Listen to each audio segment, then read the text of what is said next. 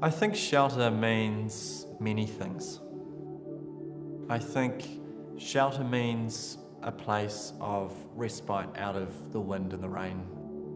I also think shelter means something deeper, and that means that we needed in the house to account for a place to view the weather running past and be out of that weather, but also a place to retract into and personally feel safe and secure. The house is on the very eastern aspect of Waiheke Island, here in the Hauraki Gulf of Auckland, New Zealand. The eastern side of the island is less densely populated, made up of mainly farmland and native bush. There is a real sense of journey in arriving here. The aspect of this side of the island is big water views out to Pakatoa Island and the Coromandel Peninsula afar. The clients that owned the site for a decade before we had started work, the sense of being in the outdoors and entertaining up on that exposed ridgeline was really important to them. They had used the site also as a place of respite from their intensely urban lives.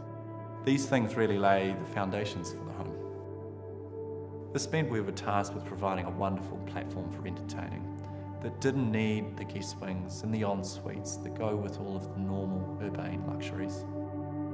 What this meant is we were designing small and specific. We think it takes a certain braveness to choose quality over scale. It's not that often that we make 1.5 bedroom residences. The home is made up of 2 pavilions. In plan, these are slightly offset from one another. The seaward pavilion is framed by a piece of landscape that rises up out of the ground. The way the stone wall is shaped, it curves around you to hold you. We have glass to all 3 sides. That glass butterflies outwards and reveals a lovely connection with the lawn at your feet. Conceptually, we'd thought about the house as a canopy propped high at the mouth of a cave. The home is not made of crisp white paint. It is rather understood as a piece of landscape rather than building. The stone of the wall is stacked, it's not a veneer, and the floor is layered too. These things have weight, they have friction, and they have mass. As a counterpoint, there is a blade-like roof that delicately balances across that landscape wall. We were playing similar games with tones of materials and volumes within their respective spaces too. That we were starting light and we were starting full in the seaward pavilion. And once we had found the more cave-like space of the bedroom wing, the materials become much darker. Here the spaces are much narrower, much lower. In essence, what we were doing was amplifying one by having the other in contrast.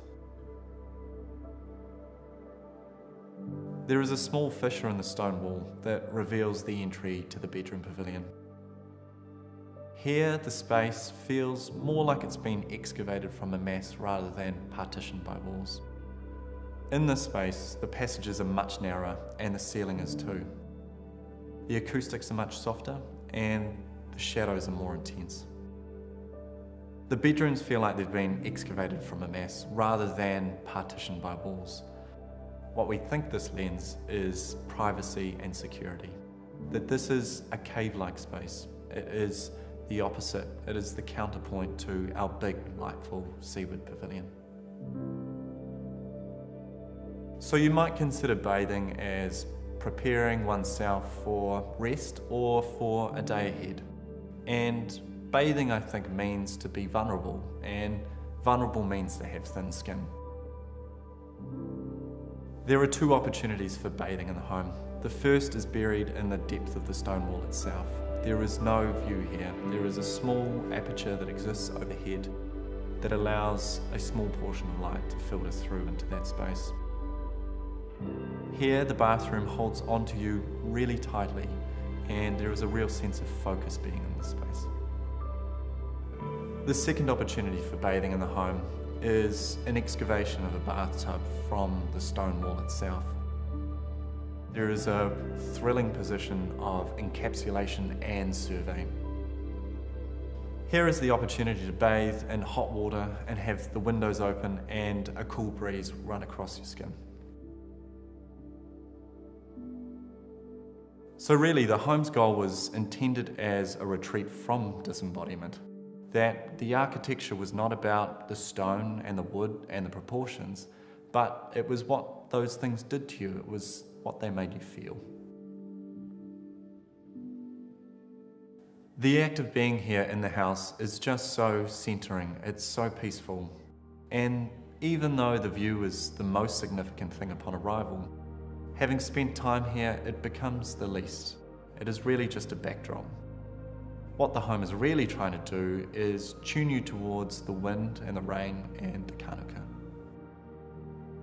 I think the wonderful thing about a glass-sided house is your environment becomes part of your living room.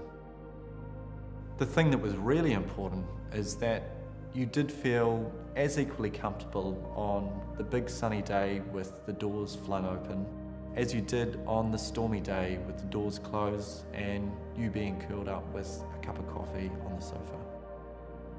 The home was a vessel for experiencing all of those things. It was there to amplify what already existed. I think there is a wonderful moment when the pavilion is in darkness and there is a flicker of the flame at the base of the stone wall. The home is made with real materials, the stones, the woods, the brass. What we hope is, in 100 years, those things have all got better and not worse. What we hope is that nature has started to take the home back over. That the home's surfaces show and reveal the history of the home's use. That it will be better then than on day one.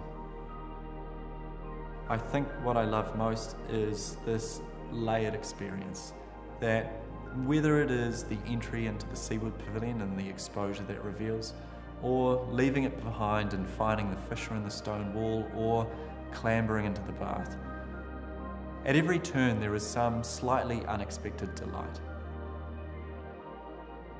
The thing I'm most proud of is actually felt at the time of departure. Upon your arrival here, the view is everything.